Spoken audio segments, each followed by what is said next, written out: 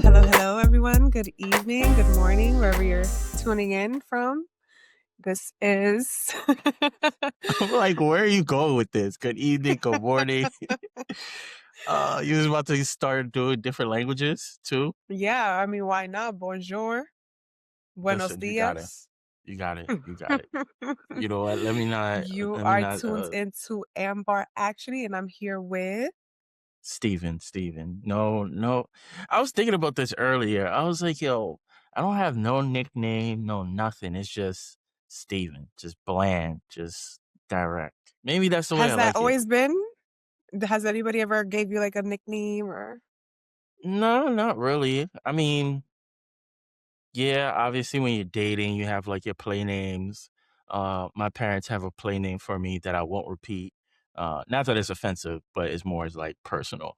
But I've never had like an official nickname that like ties to your character. Obviously, growing up in Black communities and then being tall, it's like, oh, they go big man or, slim whenever I was, at the park as a kid. But no like official nickname that like ties into like my personality or a specific event in life. It was kind of like, I don't know, just refer to me as such. Even like on social media, like I don't use a nickname, like government name and everything. So No one's ever tried to be one like day. Steve?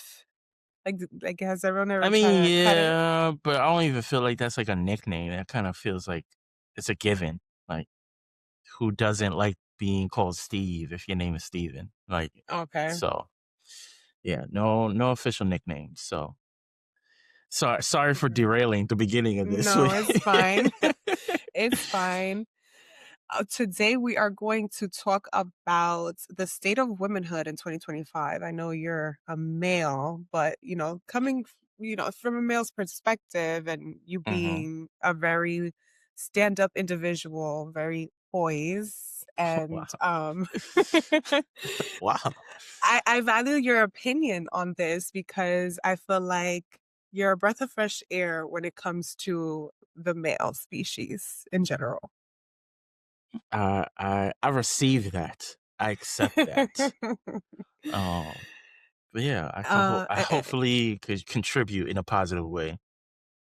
right. And just the social pressures of hyper independence and finding softness again as women, or, you know, just kind of balancing being an independent woman and also a provider, but also allowing men in.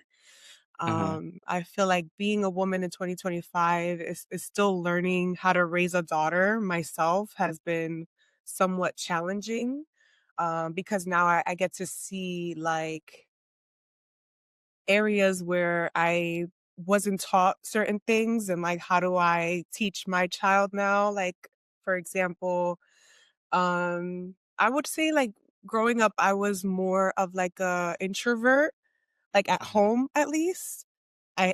I grew up with sisters, I have a brother, but I was always, like, really into, like, learning, I was really techy, so I was, like, more so, like, trying to discover things, versus being outside and, having a group of friends. If anything, I tagged along with my sisters, um, but obviously I was, like, the younger one, so they didn't really want the younger sister around all the time.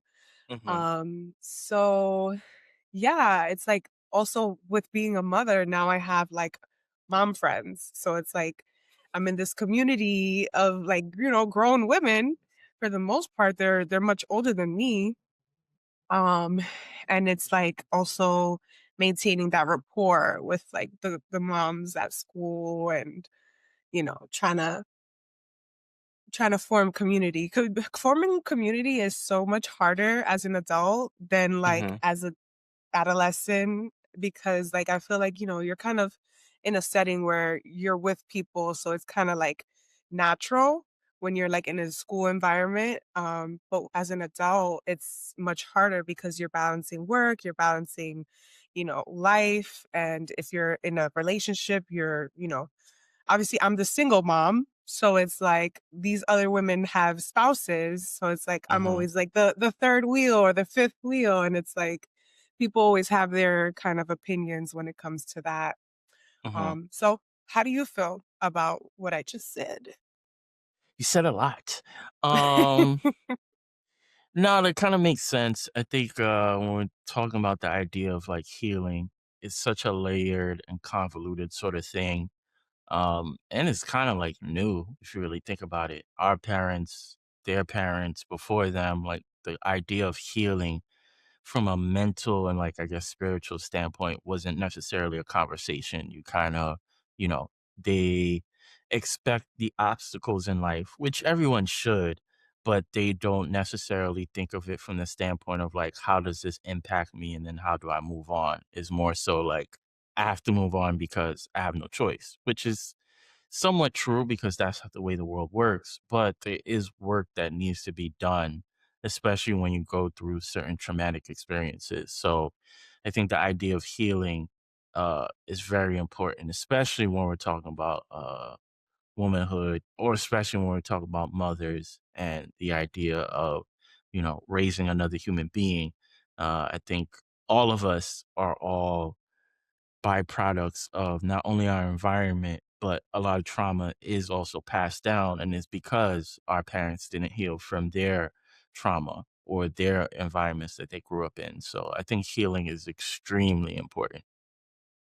Yes, definitely. And I feel like, healing isn't linear either. So, like, you may think that, oh, I didn't really have a traumatic childhood, but there are things that you come across that may be kind of like a culture shock. Like, for example, for me, I grew up in a predominantly urban community. So it was like a lot of black and brown people, Spanish speaking, very ghetto for the most part.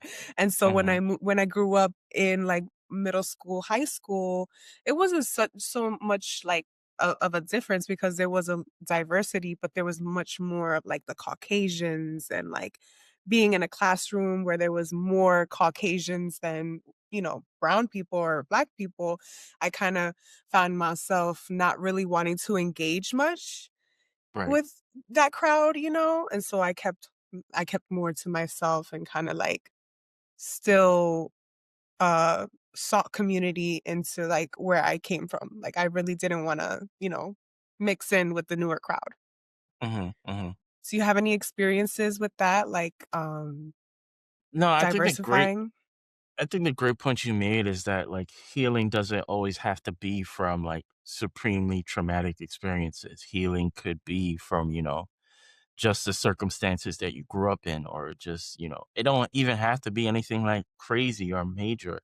Like I think one thing, it's not necessarily healing, but like you pick up so many behavioral patterns because of your environment, and you then become an adult and realize like I don't have to do things this way, or it may be not that serious. So it's like for me, one silly example is like, you always gotta have as soon as you leave a room, you gotta shut off the light because you don't want your light bill to be high. Because we're coming from black and brown neighborhoods where, people's finances aren't the way that they should be. And so there's always this sense of like, you gotta save every penny or you gotta, manage everything. And it's like, once you reach a certain point, you hope that that's not a case anymore. Like you don't have to operate that way. You don't have to penny pinch, or you don't have to maneuver in a way where, you have to be ultra sensitive with your fine. Just the idea of, uh, black Like and brown having bills people's on really auto pay. right. Like Sorry. just the idea of like black and brown people relationship with money is a whole topic within itself. But yeah, healing is definitely necessary in that sort of way because we all have our experiences that we go through, whether it's as a child, whether it's as a teenager or young adult. And like these things stick with you, and you feel like, oh, this doesn't bother me, or you moved on because your life moves on. But then you start to realize, like, oh, wait, there's certain behavioral patterns that I have, or certain decision making that I have, and it's because of these past experiences. And I think a lot of times people kind of ignore how powerful the mind is and think that the things that they do is upon their own free will, which it is. But once you like sit down with them or they finally go to therapy, that's when the dots start to connect and it was like, oh wait, this whole time I thought I was doing this for me, but in fact I only doing this because I'm trying to protect myself in a way because I'm hurt from this previous experience that I never really reconciled in any capacity. In terms of like, I guess like code switching or not code switching, but dealing with groups that I'm not wasn't necessarily around. I don't think I necessarily had that experience. I think every school that I've been to a certain extent, there was always like a pocket of like white people. And so not to say that I was ever like buddy buddy, but there was never any sort of, and maybe because it's New York, there was never really any sort of experience where it's like these group of people made me feel less than in comparison to them. Because I do have friends who grew up in other states where that was the case for them, especially when going to private school. It's like they go to these places and they're the only black person there. And so they feel like the microaggressions versus, in New York, more times than not, if you're in a public school, like black and brown people are going to be the majority. So I never really had those sorts of experiences in that way of like things that made me feel uncomfortable. I think the closest thing I would have, I guess, to share would be like having to be comfortable or understanding where I was or what my parents feel was a priority for me as a child. As like as a child, it's Jordans, it's these name brand clothes, it's all these things. And like my parents with that wasn't with that. So it's like you build a sort of like not trauma, but you build like self-esteem sort of Esteem. issue. Yeah, like you build self-esteem issues as a child because of it.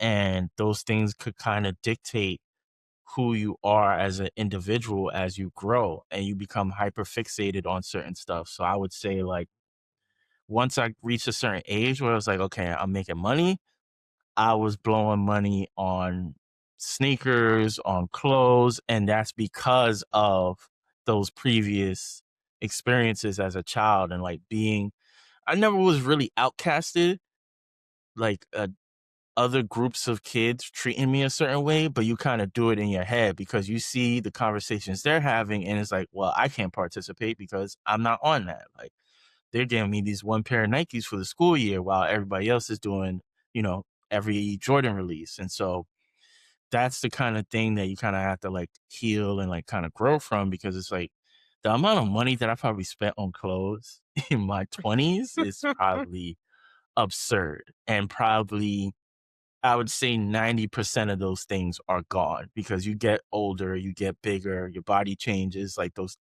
things aren't present anymore. So it's like it is what it is. Like I'm still, I still spend a nice penny on my attire, but I'm more selective. So it's like instead of shopping all the time, I probably do it like maybe a couple times a year if I really need to.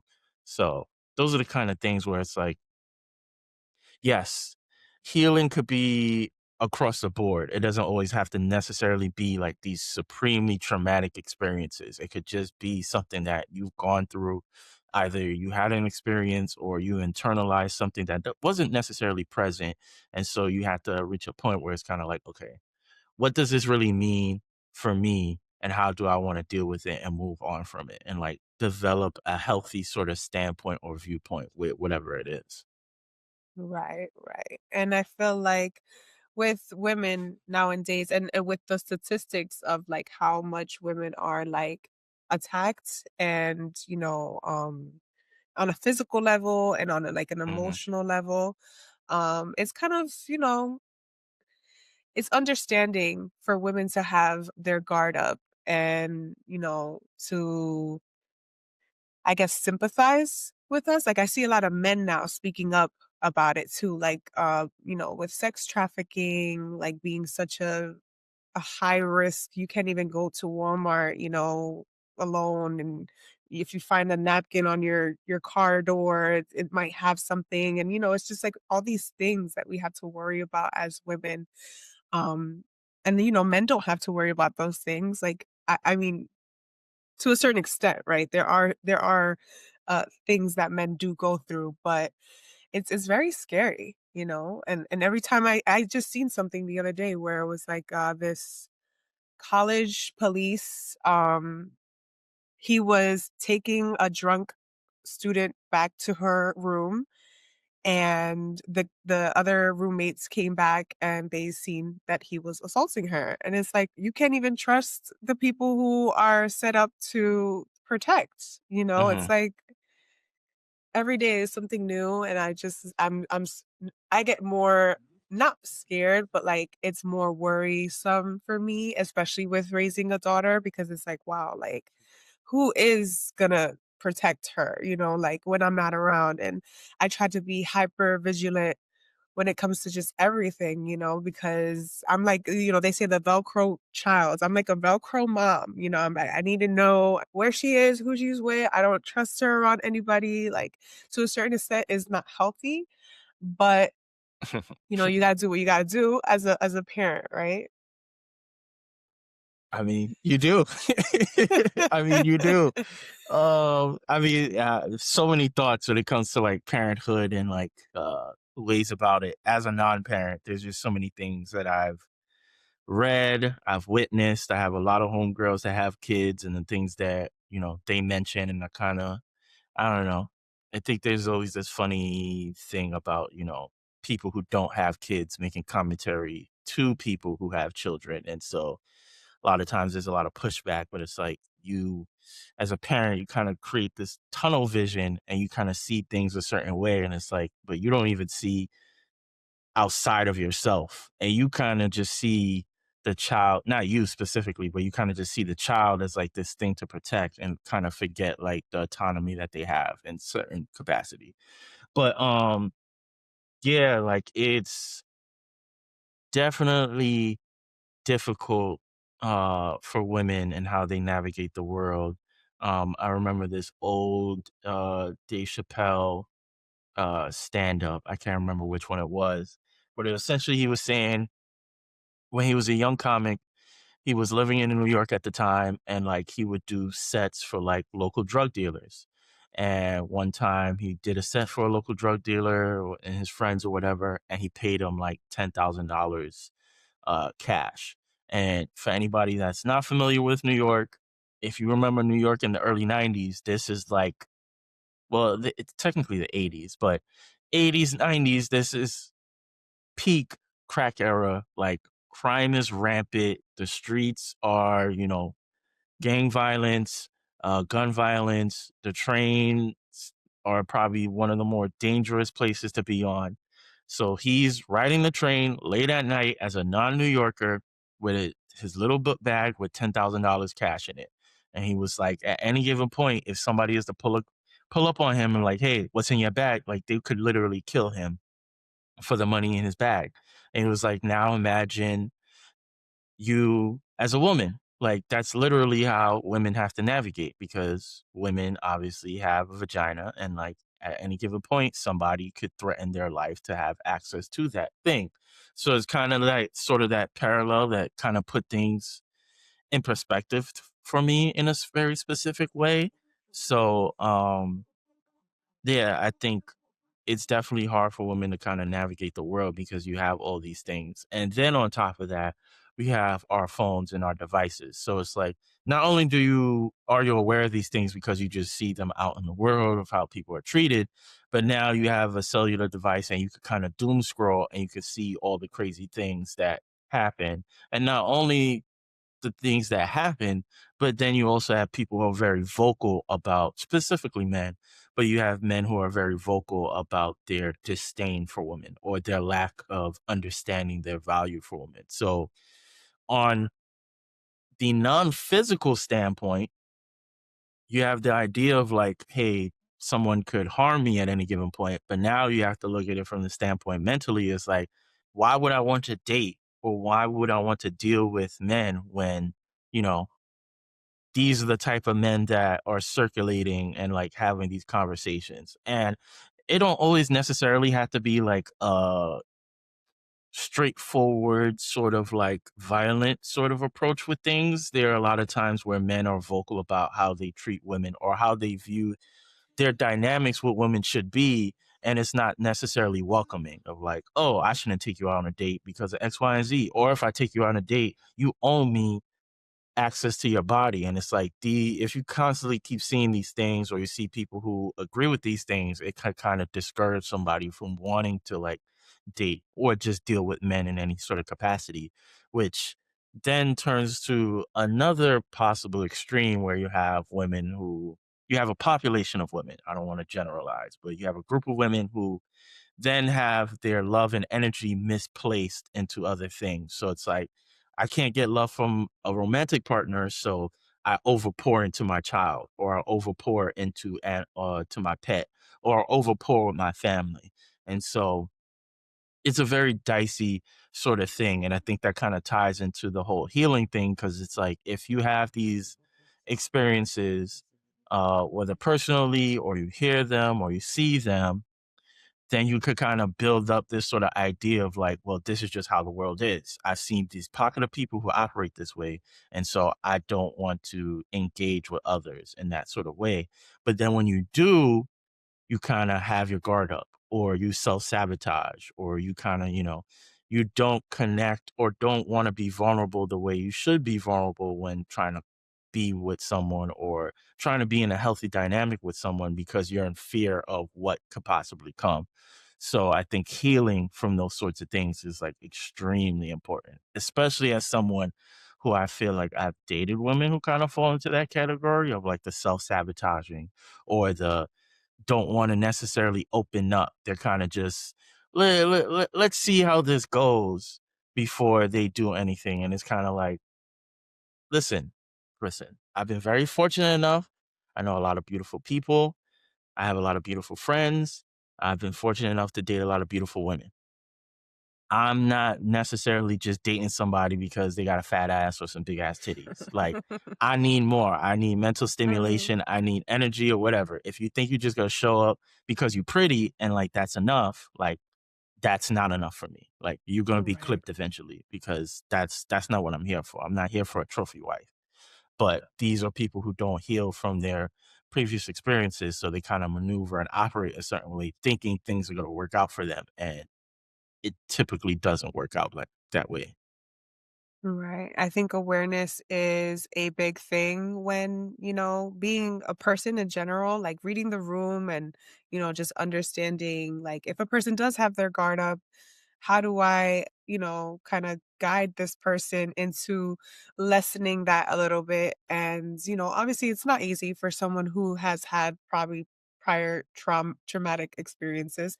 Um, and unfortunately, that is a big thing in today's Mhm. society where people do self-sabotage. It's like you give them an arm and then they just kind of like push you away, or they're not really like opening up as much as you are, or like, showing up in a more vulnerable way, and just kind of giving you like a dry cut experience, which turns you off a little bit. For me, I like depth. And I'm at a point where I'm seeking more depth. So, you know, because I have so much other things that I prioritize, if that's not something that is being um watered, then I'm not Mhm. really gonna pour much into it, especially as a woman, because I feel like as a man, you need to be more of a leader in that aspect. I may be wrong, but I feel as though like we already bring enough to the table as women, and I feel like we invoke a lot in the dynamic itself for me to even to do more. Like, I don't know. Does that make sense? What I just said? I kinda get what you're saying. Um, cause yeah, I think any healthy individual, regardless of sex, if they're going into the idea of courting somebody or dating someone, they're ideally going to try to put their best foot forward in whatever way they feel is appropriate. And I think there's nothing worse than making an effort and then the other person doesn't because they're being reluctant or they're being a reduced version of themselves because they have previous experiences that have caused them to want to be this certain way. And you see it on both sexes. Like you have men who, they'll have that one bad ex-girlfriend and now like they operate a certain way with women. And it's like now they're expecting every woman that proceeds that uh previous bad experience. Now they want a reduced version of or they want that woman to accept a reduced version of themselves because of that. And it happens in the same way as well of like, heard so many times it's like, oh, I ain't never gonna cook for no man, or I'm never gonna do this for no man, or if you're not my husband, I'm not gonna do X, Y, and Z or whatever. And I'm like, I kind of get it because there are people who take advantage, but then at the same time, if someone is doing their job or someone is doing the things that they're supposed to, in terms of courting you, why would you deprive them of said experience? And at the end of the day, we're all about experiencing people and life in general. So how would I feel if I wanted to do something for someone, but I ended up just not doing it because I don't feel like they earned it or they didn't deserve it, or I just, because of some shit that has nothing to do with them, I'm just not going to do that for them.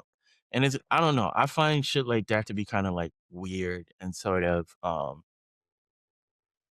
yeah, It's passive aggressive. yeah, it's just weird to me. It's like I understand having boundaries. We all should have healthy boundaries.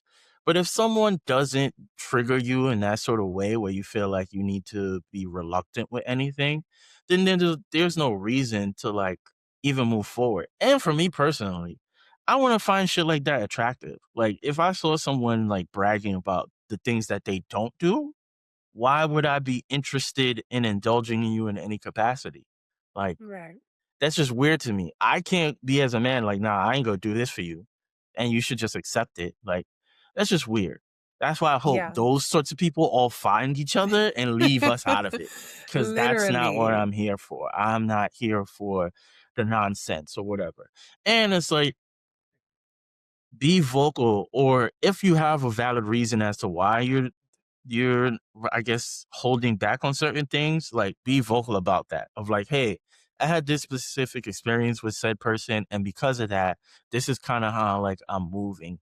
And it's like, okay, then it's up to the person to determine like, do I stick around for this? Do I accept this or whatever? When it's kind of just out the blue, like, nah, I don't do that. Like you ain't putting no ring on my finger, so I'm not doing that. That's like, okay, that's weird because you could still have a healthy relationship where you're both providing to one another, and it may not necessarily lead to marriage. Maybe whether it's God, the universe, or whatever, y'all was supposed to date for 3 years, learn things about each other, about yourself in that time span, and then go your separate ways. So now you're depriving yourself of said experience because of some shit that happened 3, 4 years ago, which is like absolutely nuts and crazy to me. But to Mhm. each its own. If you want to be out here just living with being what's the new shit I keep seeing on social media, that it's a strict program over here. Like Oh. if you want to be out here with a strict program, then by all means live your best life. And I could be Right. a hypocrite because there's certain things that I'm very non-negotiable about, but that's less about me wanting to do things and more so of like, if you fall into specific categories or certain character traits, I know that doesn't work for my personality dynamic. So, but to each its own. Everybody run a strict program. I'm gonna just mind my business. Right. I mean, everybody's entitled to having their strict program, but I just feel like, for example, I have a friend who he's like, um, I'm not doing X, Y, and Z unless she's wifey. Like, and then what deems her wifey? Like, and what is it that is so like he doesn't want to take women out on dates.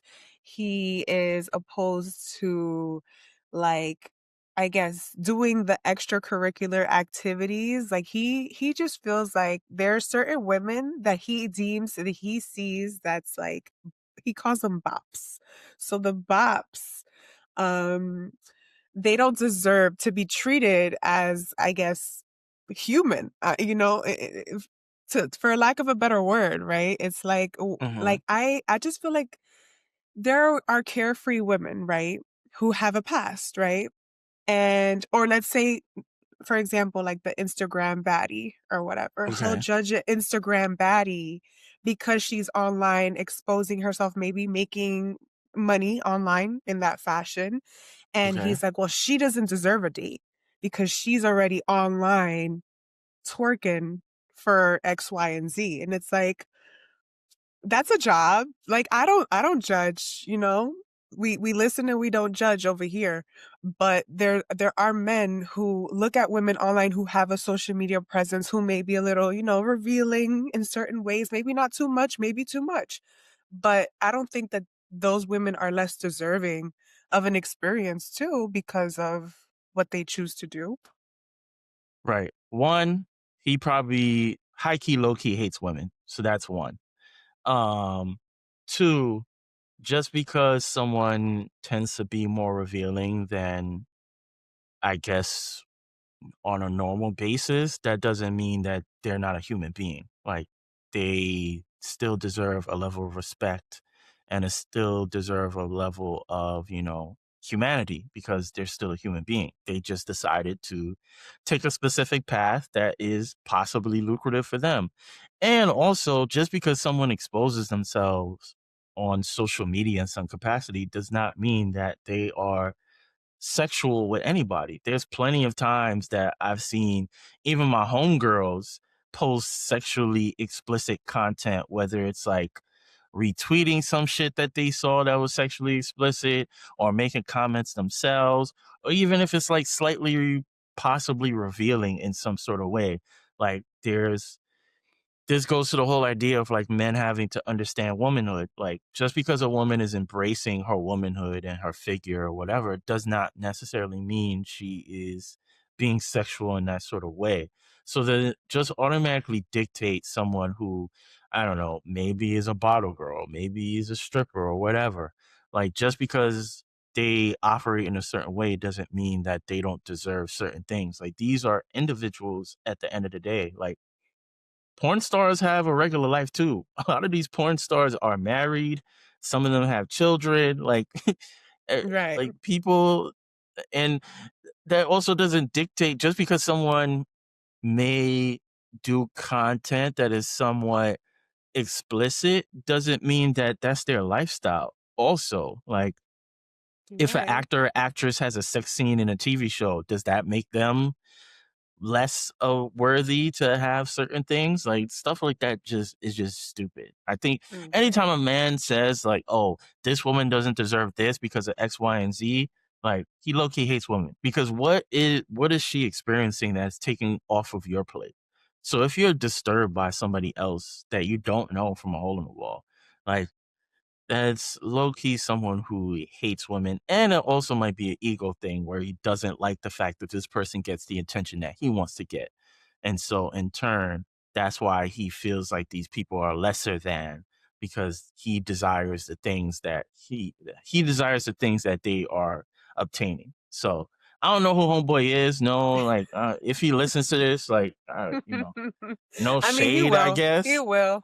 But I genuinely do not care about any man's opinion about anything. So, No, it is what I it I is. always go back and forth with him about it because I'm like, I think it's a mommy issue. I think it's like something that you haven't healed from, Mhm, and that, obviously you probably have some resentment of some kind because that's also a thing that I've seen online as well, where people who were raised by, like, let's say single mothers, and they've had to watch their mom struggle. They didn't mhm, have a father figure in the home, and they've had to see their mom kind of like, fend for themselves, or maybe they've seen their mom do certain things, for certain things, and now they have like that, resentment where it's like, "Oh, this is how women operate." I remember I used to date this one guy, and he told me he posted something about Dominican women. Mind you, he's Dominican. mhm, And it was basically saying like, "Oh, Dominican women are like they're gold diggers, and they're just like using men for money, and like they're like players, they're pimps." and they know more. They know too much for their own good. And it's just like I was dating this person, he posted that, and I'm like, "Are you for real right now? Like, is this really how you feel?" And in hindsight, obviously that didn't work out, but it's like I sometimes am in shocked with the things that come out of men's mouth when they speak, especially about their own kind. So like these are my kind of my people. So it's like to hear a Dominican man talk about Dominican women that way, and then to see that, after that situation, he's only really dated like other ethnicities, like Colombians or like Argentinians or Mexicans. It's like he doesn't respect hi- his own women, probably because of his relationship with, Yeah, he his hates own. himself. He Right. hates He his hates mom. himself. I mean, I was about to say something really offensive, but yeah, yeah. We talking about women and healing, man. Fuck that guy. I don't got shit to say about it. No, it pisses me off though, because there's a lot of men like that. And I'm the type of person I've always wanted to kind of co-create with Dominican men. And like I'm Mhm. Dominican, so I always wanted to have like that Dominican union. But for the most part, I've seen and I've witnessed that they don't really like us like that. It's kind of messed up, low key. Listen, man, it goes back to There's my a few of comment. them. It goes back to my comment of like there's some women have these unideal experiences, and then it kind of discourages them from like dealing with dating and men in general because these are the type of things that they're running into. Like you belittling your own people for what?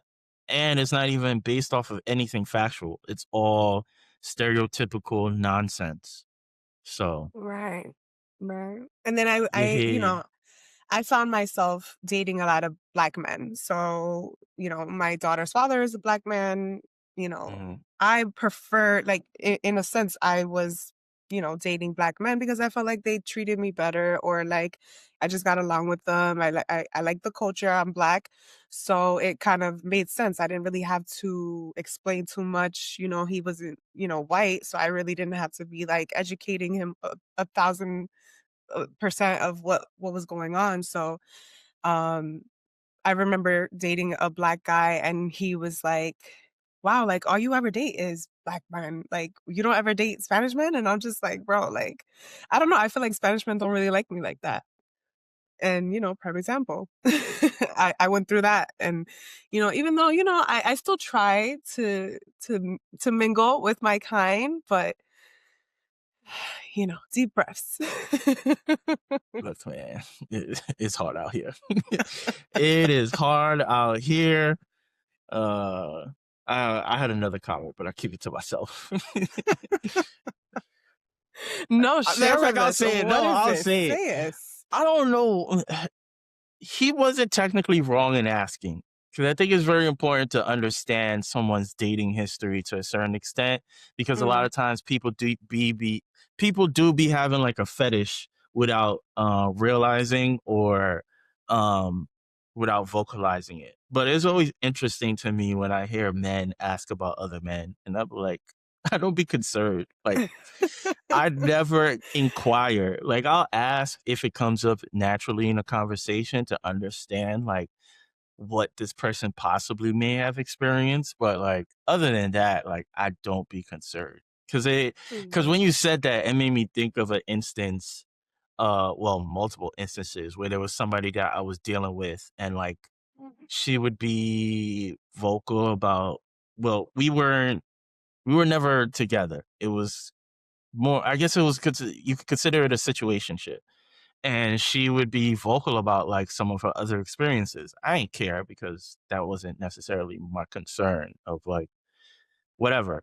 But then it would always be funny to me because like these other people would then inquire about me.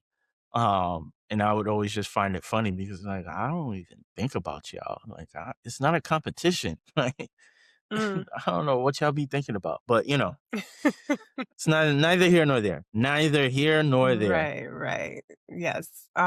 So yeah, it's I guess this could lead on to the rant section of the show. It's like I feel like for the most part, Dominican women, Spanish women are like we're fetishes, just like you said, like some black Mhm, men, they experiencing the same thing with other cultures. Even like when black men go to Asia, it's like they see a celebrity when they see a black man in their country. They're like, oh, they throw themselves at them. And I feel like I've experienced that in a way where it's like, especially being curvy, Dominican and educated, right? It's like, ooh, like I just want to experience, I just want to access. And it's like I've learned to kind of pick up on the cues of like somebody who's just kind of like wanting just to see what it's about, but not really wanting to get serious and just, mhm.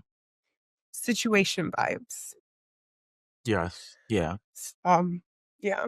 I don't really want to dive into it. I don't want to trigger myself, but that is Listen, something man, that I've it's your show. experienced. It's your show. You could do whatever you want. You can do all the triggering you want. Um, but yeah, I think that happens a lot. I've definitely had my experiences where I feel like I was fetishized. I will definitely not divulge. Especially Um, because you're tall. Like I feel like being a tall man is also something that everybody is like, "Oh, I need a 6 foot blank," and do you I get don't that a lot know. where it's like, I feel like there's more preference than fetishizing. I okay. definitely will feel like the fetishizing as a black man from Dominican women. Um, but I've never nobody from a height standpoint. And then I don't want kids, so it's like you want a tall man for what? I ain't giving you no tall baby, so you out of luck, baby girl. You out of luck if that's your goal. But yeah, I think stuff like that is definitely rampant. But again, it goes back to healing. Like you gotta heal from whatever experience. And granted, some of it is, I guess, I don't want to validate it in any way, but I think you can understand why someone would make a pivot and make that their preference when they've had X amount of experiences dealing with that. But I still think there is a level of it that is just definitely unhealthy when, you're talking about light skinned kids with light eyes, or, there's certain stereotypes that you kind of support. And the crazy thing is the people that be fetishizing the specific groups of people, they also don't even respect the culture of said person. So it's like you literally just here for the show. Like you Right. The think this is aesthetics.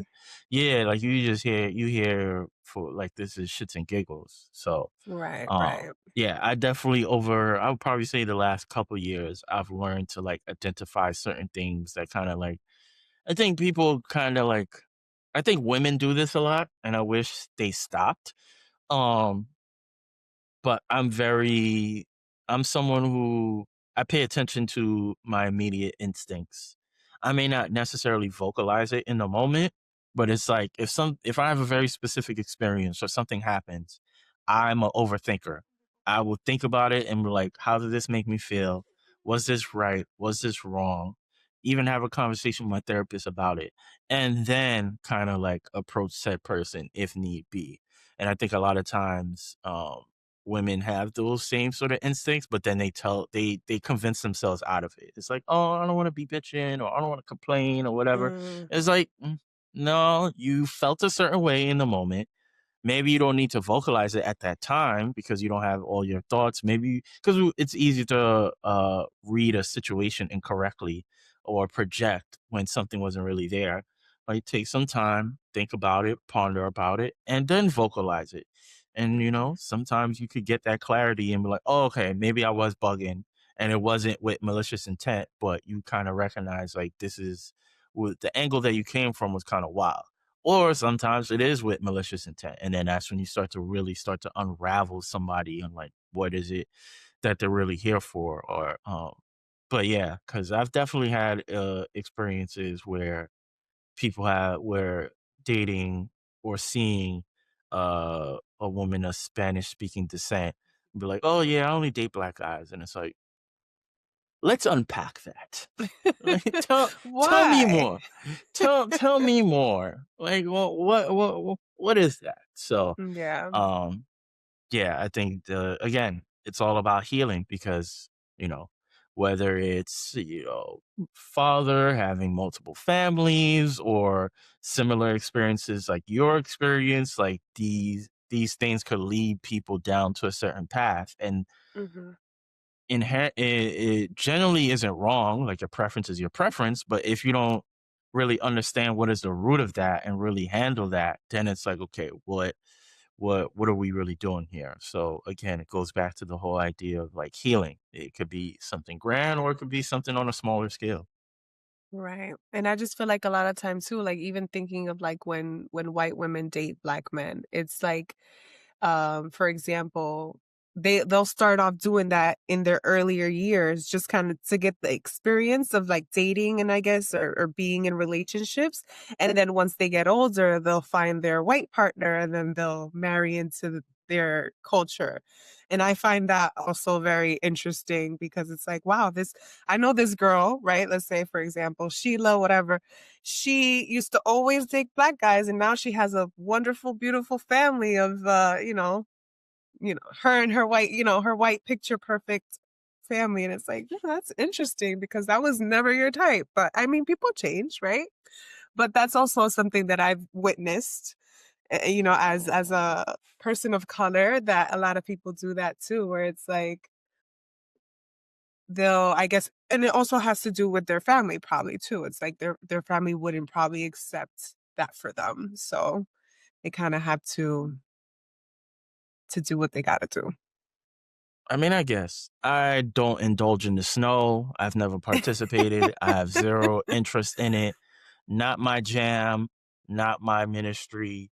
I'm nah, nah. No. I'm cool. All the way cool. You never Nah. dated anyone outside of your, ethnicity, race? Well, I mean, I've dated Dominicans, Puerto Ricans, but I've never No no Italian, Caucasians. Nope. no. Nope, nope, nope, nope, nope. Never have, never will. No interest, never flirted, never indulged, no nothing. Nah, I'm cool. This country has a very long history. I can't do that. No, thank you.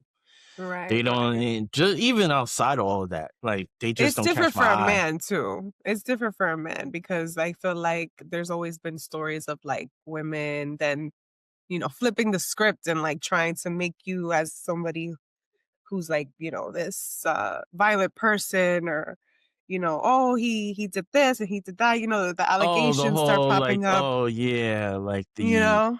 consensual sex that turned to non-consensual sort of Right, situations. right. Yeah, I mean, yeah, you have those as well, but yeah, I don't indulge. I never saw the allure for it because there is also that stigma of like wanting to sleep with a white woman. Like I've never understood that sort of like rationale or that sort of, I guess, fetish in Mm, itself. Not my jam. I right. don't I ain't been through no trauma until that will push me that way. So I don't need no healing for that because You think that's it's a traumatic thing that it's like certain men? Because I don't know, I feel like in let's say 100%. It's for there's this idea. Well, it's not idea. It's like there's science behind it, but anti-blackness and trying to get close to whiteness, which is why a population of black men would do that. Or the conversation around why do a lot of successful black men, whether they're athletes, entertainers, corporate America, they don't date black women. They'll end up with a white woman. And it's because of their wanting the proximity and acceptance from whiteness and their white counterparts. So mm. that's definitely trauma within itself. But yeah, And I feel like if that's that's so unfortunate in 2025 that that's just something that people still worry about, like, if you bring a black woman to, let's say, your Christmas party and, your colleagues are white and they all have white spouses, it's like, why is that a issue? Why is that a big deal? Like, Well, I if don't it's know. well, it's always gonna still be an issue as long as there's white oppression and white people have positions of power across various industries and institutions. So Mm, as long as that continues to be a thing, there's always going to be a population of people who they think, their closeness to whiteness is going to save them, the same way a lot of black mhm. men think capitalism is going to save them. So, Right. I mean, I'm authentic as fuck. Like, I'm at work with my hair like this. I'm not straightening my hair every day because that's the norm, or, I'm not code switching. I'm me. This is who you met at the interview. I come l- as I am, right? As Jesus made me. And, yeah, it is what it is. Like, if you don't like it, then that's just not then we not gonna yeah. mesh. That's it. You gotta be unapologetically yourself. Like Mhm. that's the only way to keep your sanity. Because you do see the people who do play the game, and you don't blame them because like we all got mouths to feed, keep a roof over our head. But Right. that I think there is study that shows like the constant code switching, the constant, being an alternate version of yourself to be accepted in a space that doesn't necessarily really want to accept you has implications on not only your mental but physical health. So it's like I rather choose me. Uh, Right. 10 times out of 10, rather choose me. For sure. So I mean, I guess that kind of wraps up today's topic. Is there anything else you think that we didn't mention when it comes to healing and, I guess, the gift and the curse of being a woman and in today's society and how to maneuver? Um, I think healing. Well, first of all, I know we're trying to focus the conversation on just women, but healing should be across the board, especially for men. Given that from a social standpoint, they're technically higher because of how patriarchy works. So it's like you need healed men to then discontinue the trauma that they're passing on as fathers, as boyfriends, as husbands, and things of that nature. And hopefully, that then becomes a domino effect to the women that are out there. Because as someone who's heterosexual male, I've had a handful of experiences dealing with really great women, but then they're being guarded or they're being a reduced version of themselves because of their experiences, because they quote unquote have daddy issues, or they had that one abusive boyfriend, or they had, boyfriend that, played the mind games and really messed them up mentally. And it's like you would think that a person, you would think that the negative behaviors that exist in our environment and community only impact a specific group of people or only impact, a certain population of people, but it impacts us all because like now I am quote unquote suffering because of what somebody else did. I'm going on a date with someone and she's not being her best version. So because of what a previous guy did. And then a lot of times when we're talking about healing, people don't want to do the work because one, it's scary. Two, it requires a lot. Three, you don't have the resources. Or four, like many of us, we have like minded individuals around us. So instead of people challenging us, we just assume, well, oh, it was his fault or they did X, Y, and Z, which is true. Mhm. But also, like, you got to take some level of accountability and like put things in motion so you could kind of move forward in life. And a lot of times people, especially if we're talking about relationships, a lot of times people heal from relationships by jumping into another one. And that shit don't work because yeah, you may jump into something else and this person may not necessarily be emotionally intelligent enough to recognize certain stuff. But if you run into somebody emotionally intelligent, they ain't gonna put up with your shit. Like, not to like, I don't want for it to come off as like a bragging situation, but I've had instances where I've dealt with somebody and I can tell like, oh, you haven't healed from like your previous experience. It's not my job to fix you. You have Yep. to fix you for yourself. Like, Mhm. I could kind of chip in and help out, or if you ask for Have my input, sympathy. right? But it's not my job to fix you. And on top of Right. that, that shit is tiring. So not only am I supposed to fix you, I'm supposed to still do all the quote unquote boyfriend like things on top of that. And it's Mm. like, this is not what I subscribe for. I Right, already, well, right. I Come had a healed. job. And correction, don't even come healed. Come healing. Come Okay, healing. yeah. Right. Because no one's 'Cause you healed. never healed. Right, you're never Exactly. healed. You're never healed. You're constantly in the healing process. You would just hopefully be in a space where you healed from certain things that you're able to continue to and maneuver through life Right. in a healthy sort of manner.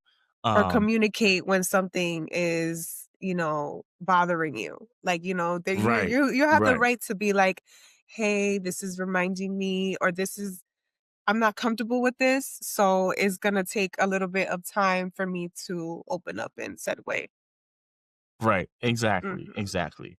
Um, so yeah, it's like there's been plenty of instances where I think things are going great with somebody and it ends up being cut short because they haven't healed from previous experiences or they self-sabotage, or you can tell like they haven't dealt with someone who's able to, or they're triggered in ways that you may not even be aware of. I think there's definitely been instances where I think I've triggered somebody because I'm way more self-aware about myself than they are in comparison to themselves. And It's, like, so, intimidating for them. right, and then it's like the idea of like, wait, am I actually ready to deal with someone who's actually already done the work when I haven't done the work myself? So it's kind of like Mm, you putting me in front of the mirror and I ain't ask you for that. Especially mm. if you're used to like being a bit more advanced than other men that you have dealt with. So I know I'm being long-winded, but like healing is important for both sexes, but in the space of like women, like healing is definitely important because y'all need y'all community in general. Y'all need to disperse the proper information amongst yourselves. And also, like, unfortunately, a lot of times that you guys are also single mothers. And when you're not healed, there are certain things or thought process that you pass down to the next generation that may not be beneficial. We've all seen um the mama's boys, and that's because their mothers were not healed from their trauma. So instead of, oh, this is my little boyfriend, and it's like, that's your son. Let's all relax. Let's all relax. And that's because she was Or so he's the hurt man of by the house. right, which is negative because he is a child. He is supposed to Right. operate and live his life as a child. And you're Mhm. stripping the autonomy away from him because of experiences that you have had, whether it's with his father or other men and things of that nature. Same thing for women. A lot of times when women don't heal, they become overprotective over their daughters in that sort of way. And Mm. like low key make them like fear all men or whatever the case is. And then what do humans do when they're put through too much constraint?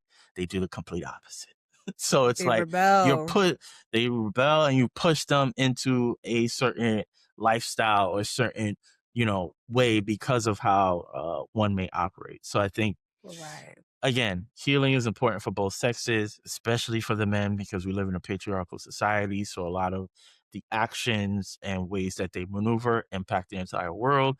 But healing for women is equally as important, especially as you are tend to be a tight knit community and as people who end up being the primary caretakers. So, a lot of times, even our friends who we think are great or are good to us in a platonic way, Mm. they also have things that they need to work on because they're raising the next generation and like Right. you gotta be better with that, like I was just and it's actually not gonna only mention that too.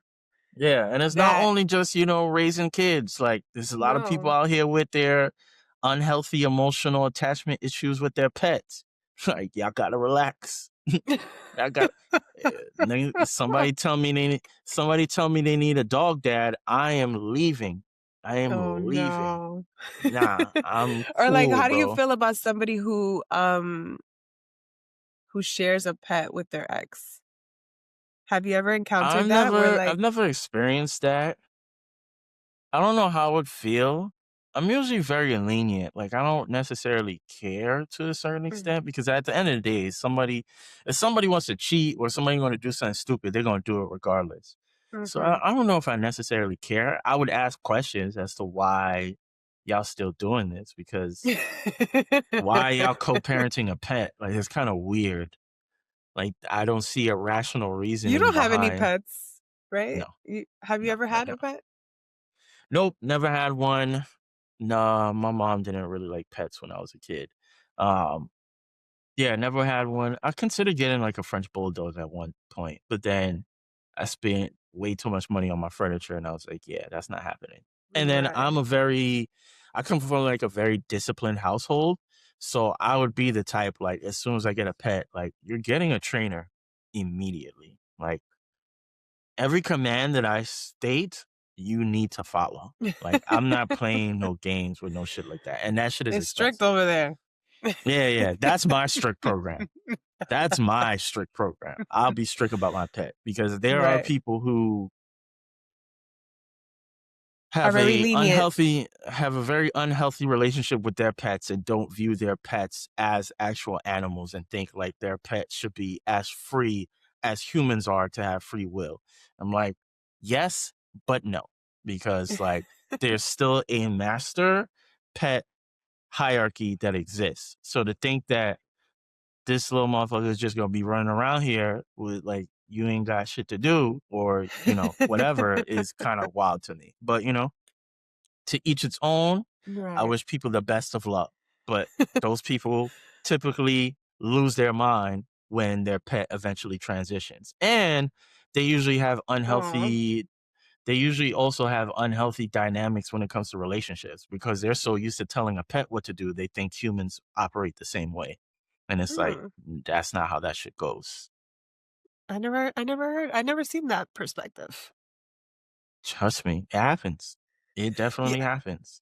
but what I was gonna say too about how you said healing is important for both men and women, I feel like a lot of the time too, people who are unhealed or who need to do more healing, they tend to have more community.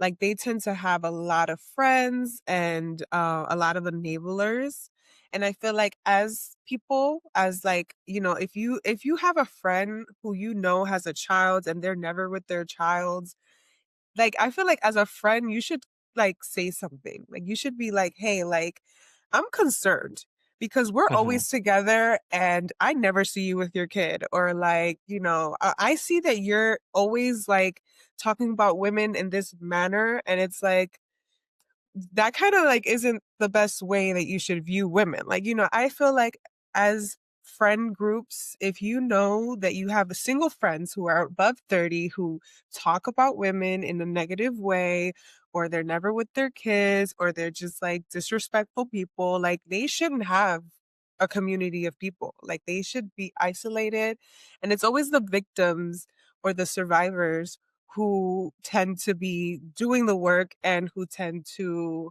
have less people around to kind of support them, just to add into that conversation. No, I definitely agree. There's definitely a level of accountability that everyone should have, especially I would say for men, um, because there is still a lot of, anti-woman rhetoric, a lot of homophobia in the community, and things of that nature. So there's definitely been instances where I've had to tell people like, hey, this is your ideology is stupid, or like this meme is actually really offensive, like, or whatever. Um, but that goes for both sexes as well, because my joke is when women could give bad advice to their homegirls from time to time. Right. I've witnessed it, so it's like yeah, I think there's definitely some level of healing in regards to like friends keeping friends accountable and Mm. the way that they act or the way that they speak. But I feel like we say this every podcast episode, but like take your ass to therapy. Take Yes. your ass to therapy. That is the best form of healing, is to actually speak to a trained professional.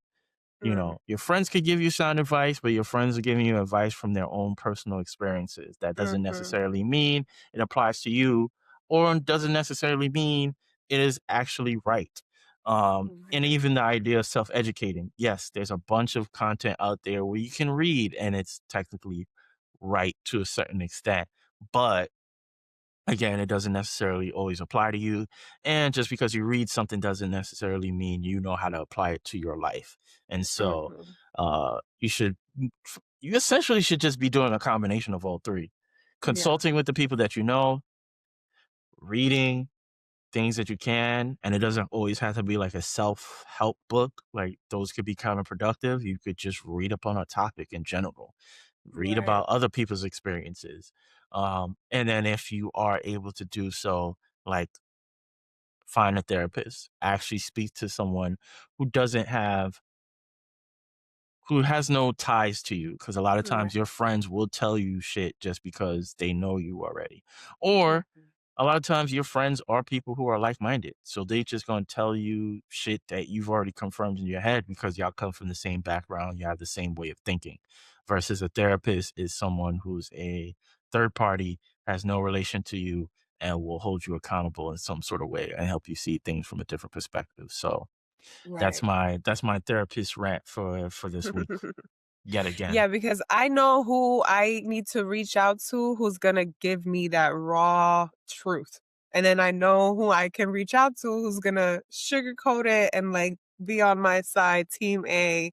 And it's like, I personally would rather not go to those people because I'm always looking for a different perspective. Like, I wanna always know, like, I know that I'm not seeing things clearly, so I need to go to X, Y, and Z who I know is gonna be like, "Listen, this is what's happening. You need to do this and this and that and the third." So and sometimes I do what I want at the end of the day, but, it's always good to listen. Do it for the plot. Just do it for the plot.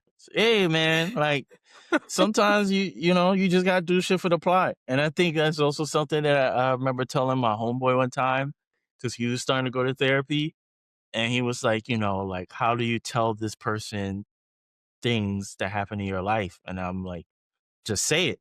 Like literally just say it. Good, bad, ugly, whatever it is, say it. Even if you know you was wrong and you did it anyway, do it, then tell your therapist. Because there's definitely been Mhm. plenty of times where I'll tell my therapist about a specific scenario, and I will preface it like, yeah, I did this. It was mad petty, but that's just the way I felt in the moment. Like I had to like express myself in that sort of way. And then, Mhm. she'll laugh and then she'll be like, all right, so how are we going to What did we do learn? different? Yeah, like how are we going to do this differently, or how are we going to move on from Right, said thing? So, right. um, you know, And I mean, sometimes those experiences are learning, like, they're meant for you to learn, so life is the greatest teacher. And mhm. sometimes you got to be disrespectful to remind motherfucker you was respectful in the first place. Okay? Like, You don't get to sometimes people disrespect me and then maneuver how I respond, So it's like listen, man. sometimes you need that. Sometimes you need to clock Yeah, people, right? sometimes you just gotta remind people, like, yo, you got me fucked up. Like, what's wrong with you? Okay. Like, I was chill this whole time and you out here bugging. So now I gotta be petty. We could both Right. move on and we'll see how much longer you're gonna be around. Cause Right, right. she was fucking up. He was fucking up. So Yeah, no, I'm like, yeah, I'm very patient. I've grown to be because I definitely had a era where I was like very like sassy and attitude and like always has something to say, but I feel like with motherhood, I've humbled myself a little bit more and I like became an observer more than a person who had a voice, mhm, which was good and bad because I felt like I dimmed myself a little bit too much for too long sometimes. And it gave people like the idea that I was like passive and like this kind, nice person. I always say I'm kind, but I'm not nice. Okay. Like there's limits to certain things. But yeah, like I've learned now to have like a good balance with like how I react and what I say and how my facial expressions, because sometimes I'm thinking like, oh, I'm being chill and nonchalant, but the whole time I got a me mug and the what is it called? The resting bitch face. It's like, yeah, it just comes out sometimes, but for sure. Good. And I mean, like, you're human. Like, we're allowed to have natural human reactions. Now, obviously, there's levels to it. Like, even with me being petty, my petty is like bullshit petty of like, I saw your text. I ain't respond because I don't feel like you deserve a response at this time. That's like my level of petty versus like people have malicious intent of like, oh, I'm gonna fuck her homegirl because X, Y, Ooh, and Z. Like that's the kind of like wild shit that people shouldn't be doing. mm, But I mean, we're humans, so we all have our natural reactions to things. But it's like I said, it's a right, combination of everything. Communicate with your friends, communicate with your healthy friends. Communicate or self-educate when you can, and then get a therapist if it's something that you can afford. And there are websites where you can find them for a much more affordable rate in comparison to premium costs. And if you have a job, you would hope that you have medical coverage that covers that as well. And even if you don't have necessarily medical coverage, if you have FSA or HSA, whatever it's called, use some of your money for that for like a session, even if it's not every week, like once a month. Let me talk to my therapist right. about all these different things. So I agree. yeah, life is hard. So like you gotta figure it out, and we gotta Yeah. treat not only yourself better, but you also gotta treat people better. And like that's why healing is so important because Yes, hurt people hurt people.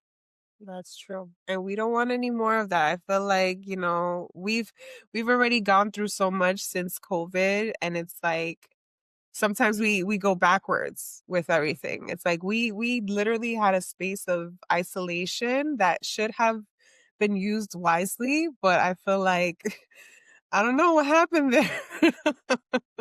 I don't know. I've always been back and forth about the whole idea of like, I feel like not saying this is what you're saying, but I think because that's something that I've heard even when COVID was a thing, was the idea of like, this is the amount of free time that this is the most amount of free time that any of y'all should have. So like, you should be coming out of COVID with like a new skill or a new business or whatever. Mm, And I think it's not necessarily wrong, but I also mhm, think there's a certain capitalist sort of idea behind it. And like, we deserve rest too. Like, all mhm, of our free time shouldn't always necessarily be about acquiring more things. Like, for some people, like, they needed a few months off. Like, like, I right. don't All really, they all I they knew haven't, was work.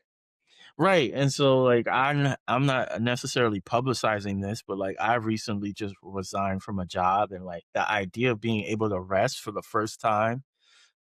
I've had a job since freshman year of high school, like, Mm, essentially. Like, yeah, you go on vacations or whatever and whatnot, but like, you spend more time at work than you do anything else in your human existence. So, mhm, yes, you should, if you have the ability to pick up some skills, by all means, whatever. But I think there's also the idea, especially as black and brown people, like rest is okay too. Like, yes, but that could be a whole episode within itself, and like right. how we deal with money or the idea of comfort in that sort of way. But I'll shut up Right. now before I go into another rant. Thank you so much for your time, your insight, and your wonderful advice. I appreciate it all the time. Thank you for joining me again. Even though you don't listen to my advice. I listen sometimes, but like you said, It's been you're a while. human. It's I been a haven't I while. haven't I haven't told you any tea. I don't really have a lot of tea to Yeah, tell. because you know what happens? All my whole girls, because they know what kind of advice I give them and holding them accountable, they still do shit for the plot. So then they just stop telling me all the wild shit that they be doing. So that's what it is. You've been doing shit for the plot, and you don't want to tell me because you know I'm gonna be like, yo, what's good with you? Like, why are you out here bugging out? And you be like, Listen. damn, you right.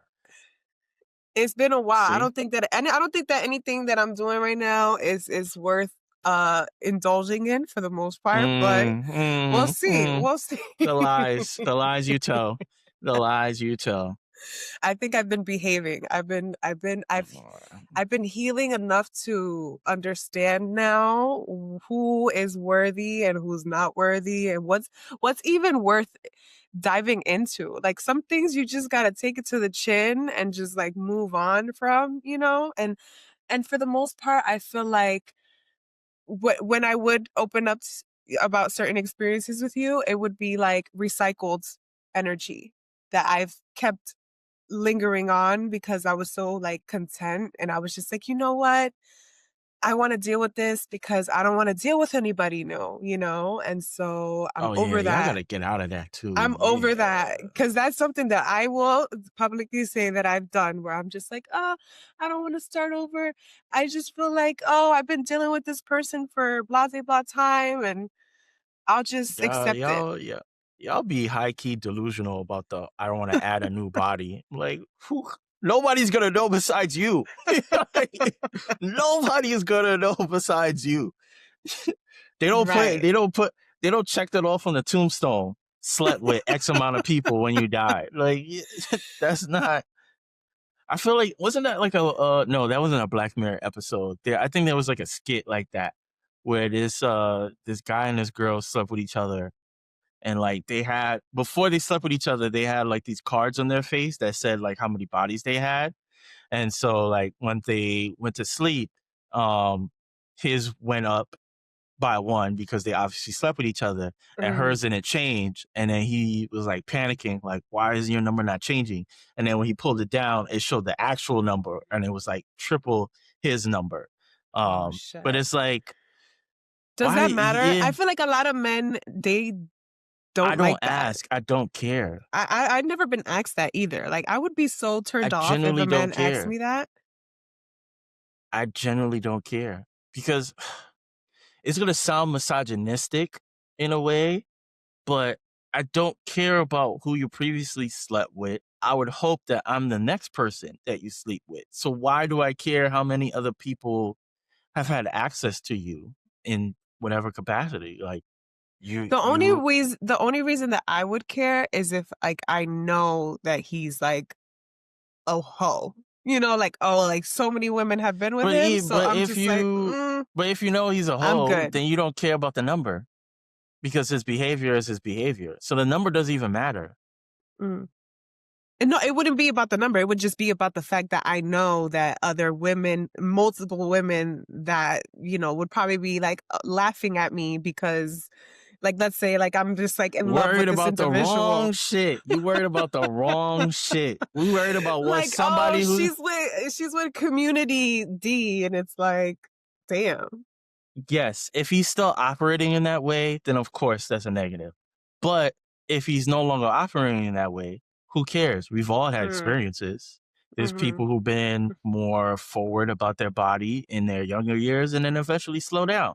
There's people who don't give a fuck and they just gonna keep being open about their body until they find the right person to not be open about their body with. Like, mm, doesn't matter. Like, I don't necessarily know if I've had an experience with someone who's been like that, but I don't think that would be like a deciding factor because it's okay. like, and then even if people knew that this person was set or, used to be open, Promiscuous promiscuous in whatever capacity, if they're not, why do I care about their opinion?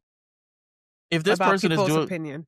Yeah, like why would I care about what other people that's what's wrong with a lot of dating dynamics. People be concerned about people that's not in the relationship. They be I concerned will about what agree. their parents have to say. They be concerned about what their friends gotta say. They be concerned about what society say. This is what all women be putting emojis on dudes' faces, posting it on social media. If you cared enough to actually see him and take a picture, then post a fucking picture. Like Mhm. if I you miss the don't days where men wanted to take pictures with the person that they were with. Like I want memories. I don't necessarily want to post like who I'm with, but I just feel like a lot of the time men are just like, like I don't know, like they're not really into that anymore even. I mean, I guess it's fine. I'm bad with taking pictures in general. I'm someone who likes to live in the moment more than anything else, so I tend to, like, forget to take pictures. But yeah, I'm going to if someone was to tell me, like, "Yeah, I'm gonna post you, but I'm gonna put emoji on your face," I'm like, "Don't." Matter Don't of fact, even I don't know post why me. we matter of fact, why are we still talking? Like, you may as well go home now, and, like, we could just sever communication from here because, like, I feel I like that think shit is childish. like I said in my I think in the other episode, I prefer a man who's, like, not on social media like that, or, like, if he's on social media, it's, like, to keep up with, like, his family and his, like, friends or colleagues or whatever. It's not like somebody who's, like, trying to Feel like create that's a a trauma presence. response. Feel like that's a trauma Is it? response. I don't know. I don't know. I just feel like We live in a world where everybody's on social media. So now you it's have to gauge how much this person uses social media not because that you're I'm essentially gauging it. yes, you essentially you are because you're essentially saying if you use social media to a certain amount, that means you are this type of person. That's essentially what you're saying. And based off of that, I can't deal with you because this is what your usage is. I guess so. I don't know. It's something, And this is why, to ladies and ponder gentlemen, on.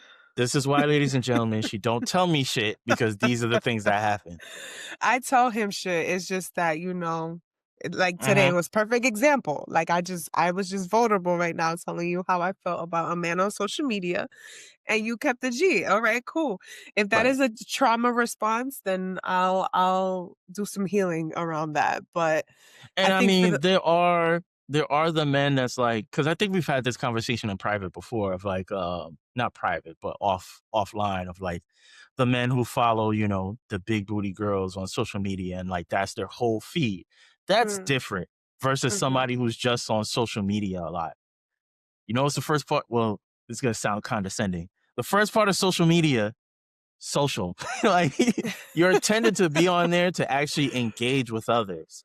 Mhm. So I'm not necessarily the biggest social media person, but I'm on there a healthy amount, not only for the podcast that I'm on, but just in general for like receiving information or just interacting. But also, like, I interact with a healthy amount of people based off of someone's, I guess, gauge, they would think like, "Oh, you doing too much," or "You doing a lot," or "You gaining too much attention." So it's Mhm. like, I don't know if this is gonna work, and it's like you're essentially dictating my whole entire character and how I would act with you because I'm on social media for a certain amount of time. And like there's healthy ways to go about it, and then there's unhealthy ways. Like if you chilling with your girl and it's midnight and you know, Scrolling. you doom scrolling or you having deep conversations with somebody, that's gonna look wild. But if you're Right. just using it regularly and you like we all have lives outside of who our partner is. Like True. I'm not going to date somebody and be like, well, I know dudes be in your DM, so you gotta cut all this shit out. Like Mm. I generally don't care. If you're not giving me any specific reason to make me feel like you're actually entertaining them in the way where they feel like they have an opportunity, I don't give a Mhm. fuck who's in your DMs. As Mhm. long as you're doing the things that I expect of you and vice versa, it really Yeah, don't matter to me. I wanna take that back then because I don't want anybody to see my Now you presence. cleaning it up. She cleaning it up. I don't want anybody to see my presence and feel like, "Oh, she's doing too much online. I don't think that I could," because for the most part, my inbox is not even lit like that. Like, I don't really have a lot of men And in my even if it inbox. was, it wouldn't even matter because, and this is what Yeah, because I'm spending men time with you or whoever it is that thank you. I'm Thank you. involved with. Thank you. So that's my whole thing when it becomes like men and their whole issue with like men, women, and the attention that they garner. It's Mhm. stupid because obviously, if you thought she was attractive, other people are going to find her attractive and try to get her attention. But if she is willingly choosing to spend time with you and it comes off in a very healthy and non leech like sort of behavior, then why are you concerned?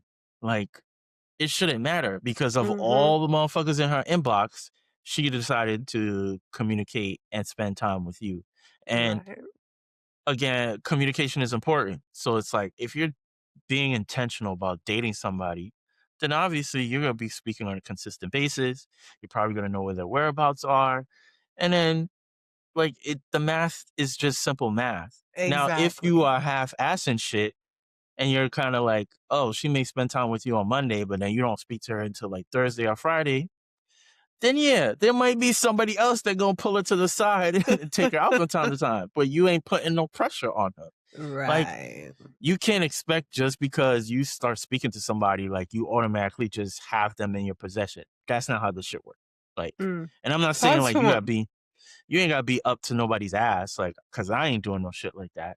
But like, if you do what you're supposed to do, eventually the person will show you and prioritize you in some sort of way. And if you Right. are doing the things and they don't prioritize you, then you be vocal about it. Or you decide this ain't gonna work for me because clearly you ain't showing me the energy that I've been showing you. So why am I still doing this? But Right. instead of doing this sort of rational thinking, people doing fucking mental gymnastics and like creating these sorts of parameters. Well, if you got 10,000 followers, that means you doing X, Y, and Z, and I ain't going into. Yeah, yeah.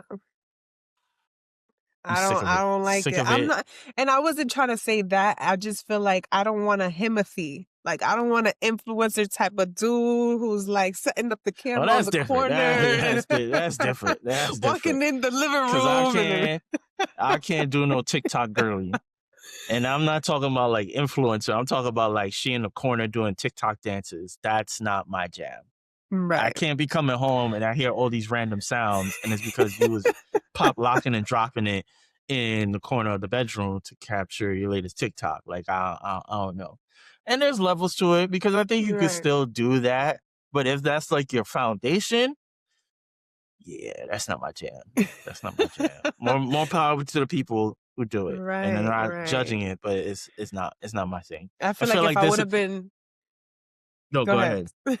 I said I feel like if I would have put more time into the TikTok dances, I wouldn't be having a job right now, but here I am. Listen, Still man, clocking in.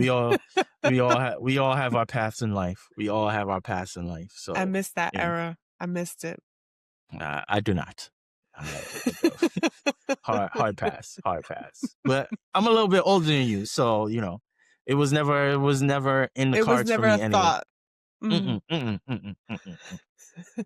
But I'm To gonna shut think up that a now lot because to think that a lot of people, like, really monetized just by doing these things, it's like, wow, it's amazing. It's amazing to see. I'm not knocking them, but like you said, like, it couldn't be me, it wasn't me, and, more power to y'all who are still actively in that yes, lane. yes, more power to them. I feel like Well, then we thank took a whole sharp left turn right, right, to we what we talking definitely about. did.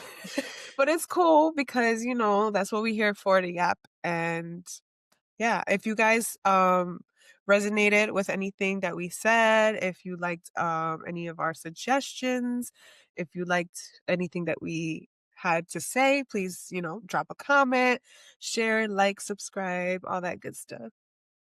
Yes, yes. Follow us on socials. Yeah, drop some comments. I might be arguing with people in the comments, but probably not.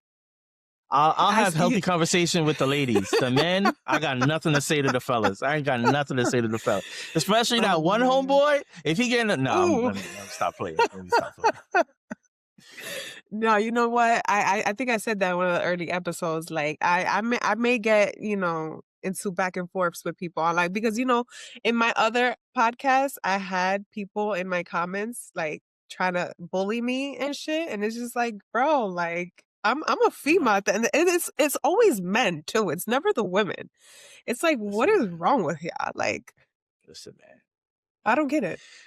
I don't know how you're gonna operate with this show, but I know on my other show, block, delete. I don't have time. I do not engage. I Yo, do not this guy engage. sent me a freaking voice note one time in my DM and he was like, "You're mad unprofessional. You didn't even have the right equipment and blah blah blah blah blah. And like you didn't deserve to give that guy an interview." And I'm like, bro, like, are you fucking for real right now? Like, and of course, Hispanic man, it never fucking ceases to amaze me. It's like, wow. Listen. I personally don't have the time. I don't. So don't even at me because mark as spam immediately. Immediately.